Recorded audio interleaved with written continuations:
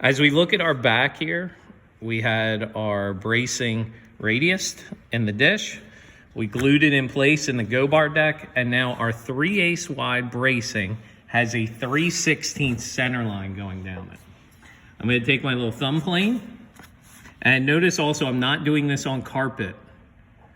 Also keep in mind, if I push here, this side lifts up because this back is not flat anymore. So just kind of be careful of that.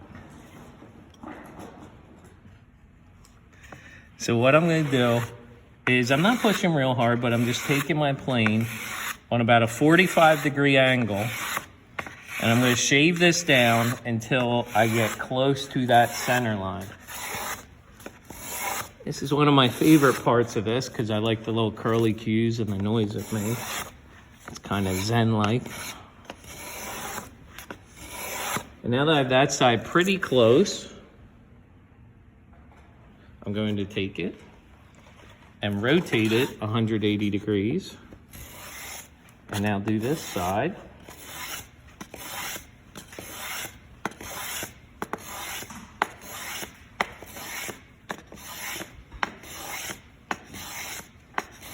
This I call home plate or house or peaking. I don't know what you would officially call this, but I think all those descriptors are pretty good. And now that we're somewhat close, as we look at that, maybe this side needs a little bit more. It doesn't have to be perfectly symmetrical. And then once you have that done to all three, you can then take 100 grit, 150, 220, and sand these up real good. Here we have our back. We have our radius dished bracing glued in. So if you notice, as it's laying here on the bare table, which is on purpose, no carpet, we're a little rocky with this, right? Keep that in mind as we do this next step. The bracing has been peaked, looks like the little house. These have been sanded a little, which is fine, but not required for this next step. You can be sanding all along the way, doesn't matter, or you can wait till the end. So the next thing we want to do is paring down the bracing. So remember, all that your sound from a guitar comes from the vibration. So we got some pretty massive braces on this right now. So we're going to reduce some mass on the end.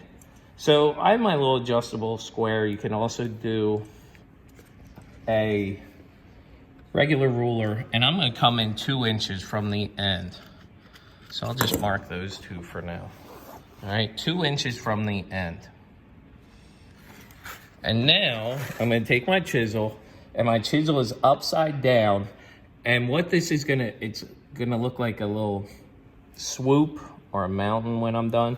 I'm pushing over here. I'm not pushing back here because of that top being rocking.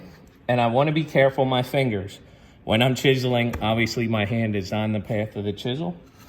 I'm not trying to remove all of it at once. So I start on the corner and I'm kind of working my way back. As I do this, I'm doing this kind of motion.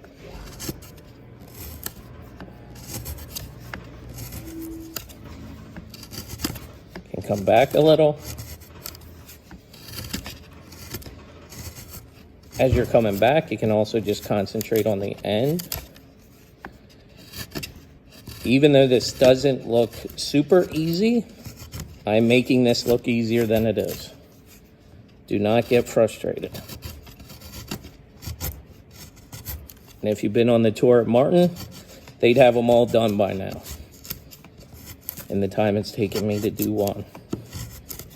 And what I'm trying to do is the end here, maybe about 16th, 3/30 seconds, which is a little less than 1/8.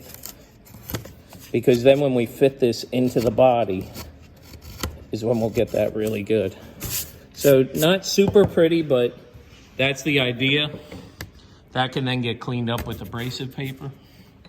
So you would do that to all your back bracing.